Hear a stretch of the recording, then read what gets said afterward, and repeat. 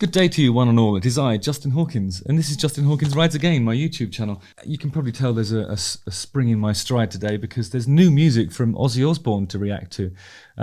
He's got a new song featuring Jeff Beck called Patient Number 9. I was trying to look up what the origins of Patient Number 9 was. I would imagine it's something to do with a lunatic asylum. You know what they're like. Anyway, it's the title track of Ozzy's 13th album, and it will also feature Eric Clapton, Tony Iommi, sorry. Who the fuck is Tommy Iommi? I don't know. Tony, I'm not sure. Taylor Hawkins, Chad Smith, Mike McCready, and Zakk Wylde. And it's the first time he's shared any new music for about 2 years, I think. And it was co-written with producer Andrew Watt, and the album is out on September the 9th via Epic Records, which is a cracking little label. Oh, my hat. Oh, whoopsie daisy. I do need to... You know, I think wearing a peaked cap affects your kinesthetic awareness. You know, like I've got very long arms. I can usually stand on one side of a train, hold on to the bar, and also hold on to the other side of the bar, regardless of how tall my opponent is. I can often do this when people who are like 6 foot and above can't. And yet I can't come to terms with the additional peakage at the front there. So, anyway, so that's going to happen. Just to warn you. Ozzy, of course, is 73 years old. I think recording and obviously touring and all these things are a huge undertaking at any age. So it's impressive that he's managed to get this over the line and out there. So let's have a listen to it and see what we think. First of all, though, I'm going to sing this for you. It's your favourite.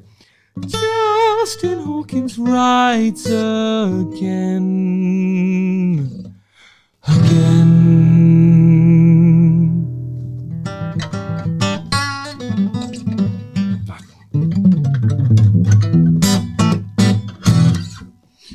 All my coffee's arrived. That's lovely. Thank you. I do like a cup of coffee. I'll not make any apologies for that. Right. So, patient number 9. Let's find out if it really is just about, you know, oh, I'm so mental. No, I'm just kidding. I fully expect to see Ozzy Osbourne wearing a straitjacket at some point during this video, but let's see. Of course, there are a lot of bats, which is imagery that is synonymous with the Ozzy Osbourne experience. He is alleged to have decapitated a bat using only his teeth, which is impressive. But also, for those of you at home that are considering feasting on bats, there's a good possibility you might be drinking rabies blood if you do that. So just leave it to the experts.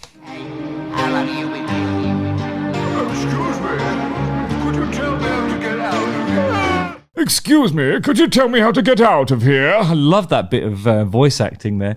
There's some sort of, I don't want to say monologues or even duologues. There's a lot of logging going on, let's put it that way. A few different sort of manic voices, some of which are, excuse me, that kind of thing. So yeah, I can see that there's a good amount of ham in this, which I always love. So far, so good.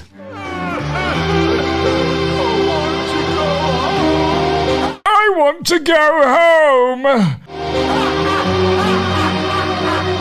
Aha, and then the manic laughter. You can't beat a bit of manic laughter, especially when you're talking about asylums and stuff. Yeah. That kind of stuff, you know. Mommy! This is brilliant. Oh, and then there's a demon. Oh, God. It's taken a turn for the evil. I mean, it's difficult to sympathise with an actual demon, but I think the rest of it, they're talking about mental illness, and of course, this is something that affects, I would say, all families, really.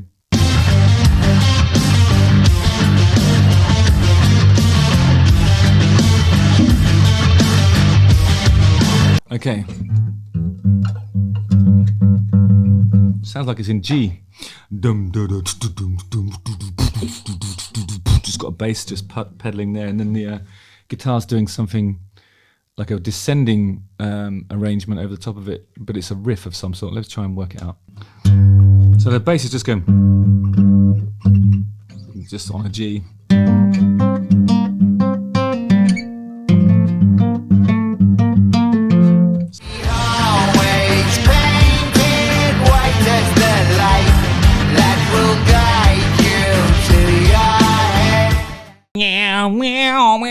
It's like that kind of closing the voice to get a little bit of attitude in something that's pretty comfortable for Ozzy to sing down there, I think. And you're getting a bit of the trademark Osbourne timbre, and he looks great in the video as well. I'm sort of quite impressed with his performance style in this. He doesn't seem to be the bewildered character that we saw on the sort of early reality series that I think sort of may have, I don't know, undermined his stature somewhat as the Prince of Darkness. In this, he looks genuinely sort of terrifying and completely in control of the situation.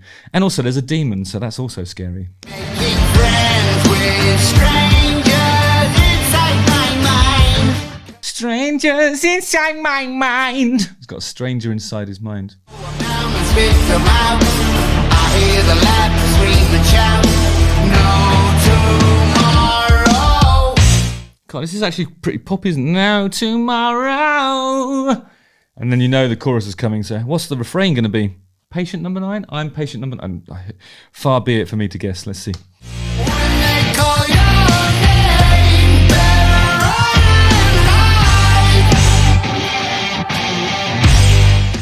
hide. Suddenly the guitars get really heavy, stereo image in there, it's just powerful stuff. So here's like the posh, not the posh way, but here's a way which shows you the harmonic influence of it. So it's a G major. When they call your name, better run and hide.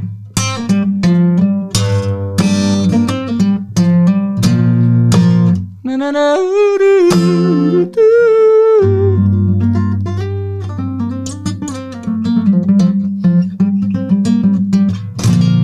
So yeah, I mean, it's got like it's arranged like a riff,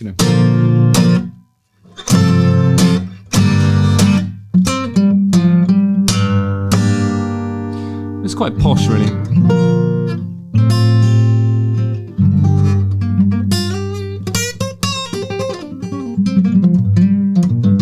And I'm pleased that it's posh because it's going to give, when Jeff Beck's solo happens, presumably after the second chorus.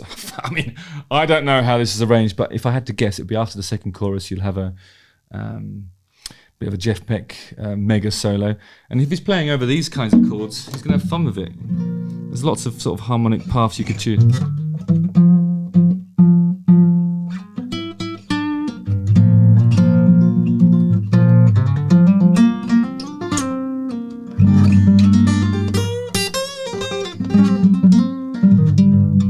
Actually play the whole thing in a sort of G minor pentatonic scale if you're lazy like me, but I'm sure Jeff Beck will come up with something amazing. I'm really looking forward to it, actually.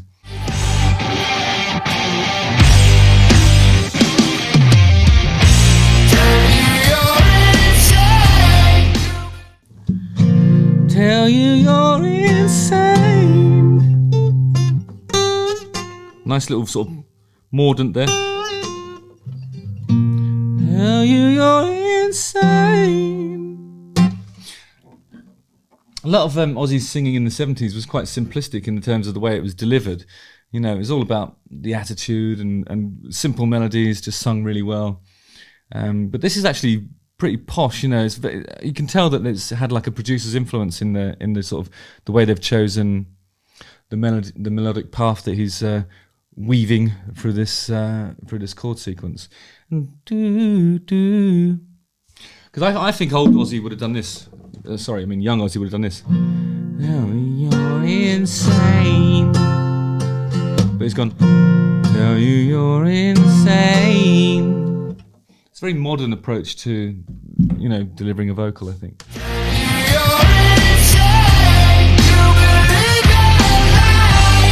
But then it gets something that's super.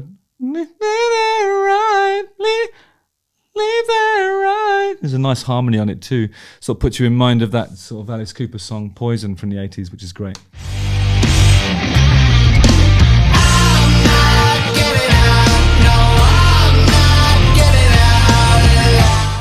And you hear the bass joining in with that boom boom boom dum dum. It's a cool bit there when he sort of puts down his iconic circular glasses. Oh shit, I've got these. Look, should have done it with these on. Right, no, I just look nothing like him. Fuck's sake. He's so iconic and distinctive that, you know, some English nerd with a yellow t-shirt on putting round glasses. That's just not going to remind you of him. It's the whole thing with him, you know what I mean? It's the whole ensemble.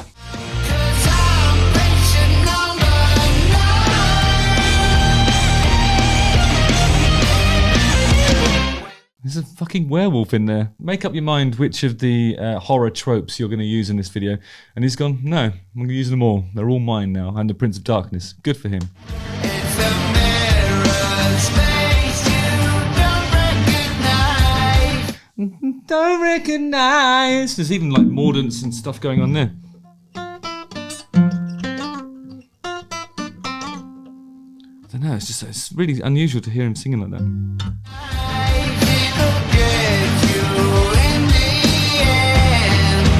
In the end, you in the end. Sounds like Oasis.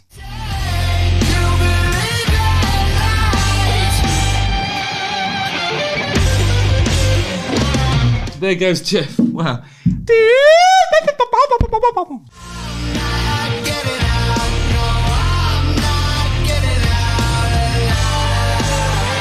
Gets a little bit of Axl there. I mean, it's really just demonstrating the influence that his contribution to metal has had on a lot of the great rock and metal singers since. And he's reclaiming those techniques for his own and reminding us that he's Ozzy and he's great.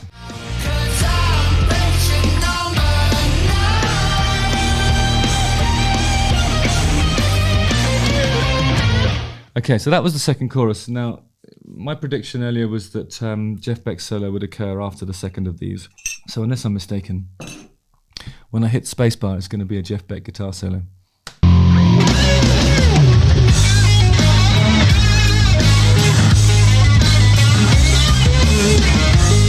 Complete key change to accompany it as well. It's brilliant. Real left turn.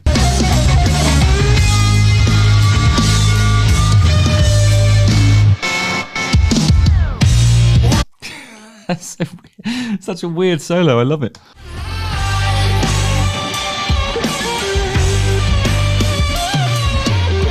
Really, it's quite an unusual sound he's got in this. It's so affected, I think. Whew, wow, not sure what to make of that.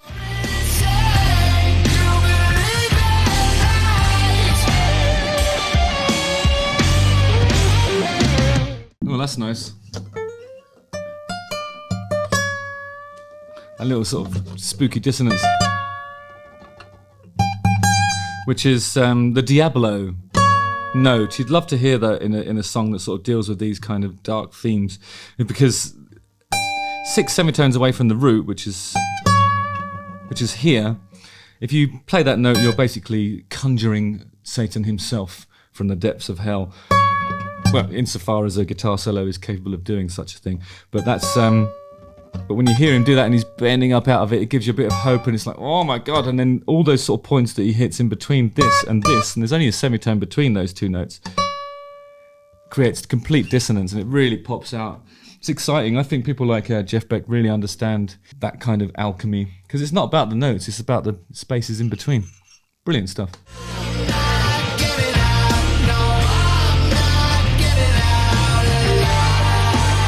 And if you look at that chord sequence,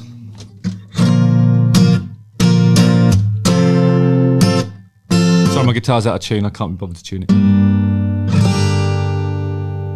That is just, it's a nice chord sequence. Do you know what I mean by that?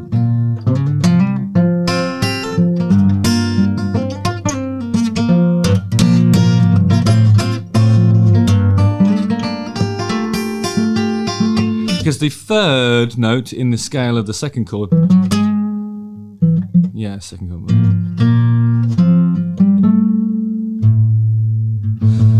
The third note in the second chord scale, so that's like an F sharp. That's not. It's actually an A in this instance. It would be like what we would use as a passing note to get from G to its relative minor. I say G, but there's a capo on 3, so it's actually A sharp. You see what I mean? I mean, we don't have the technology to be able to count the amount of songs that have that chord sequence in it. would say it's beyond generic. So when you have Jeff Beck going over it, it really adds some excitement, and that's what you need to do in those situations, because otherwise it's going to sound like a million or more other songs.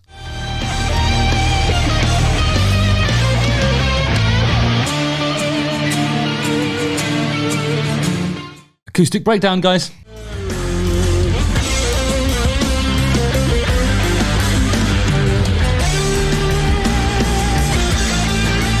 Really cool wig out at the end.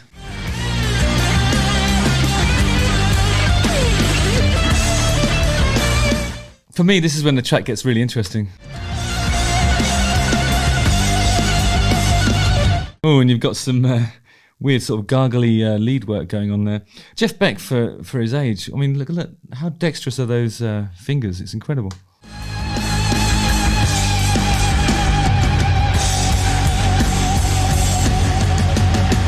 And then you see the silhouettes of the bats crossing the moon at the end, and then a figure that resembles Ozzy's comes flying past. So I mean, I think for me, the first part of it's just very poppy. You can tell there's a producer involved, and then there's a wig out at the end that's just like, oh yeah, that sounds like a band jamming. It's really awesome, and obviously the Jeff Beck solo is incredible. It's good to see him doing stuff that's like, I don't know, it's dark, it's of the world that you would hope he operates in. And it's actually quite enjoyable.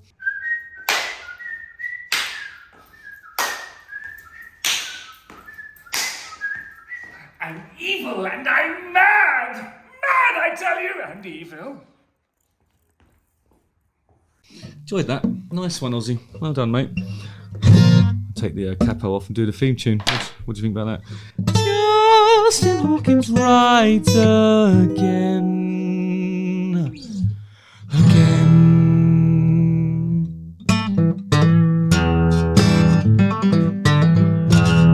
Don't forget to like, subscribe, hit the bell for notifications, and watch one of these two videos. Keep coming back, guys. I love you very much.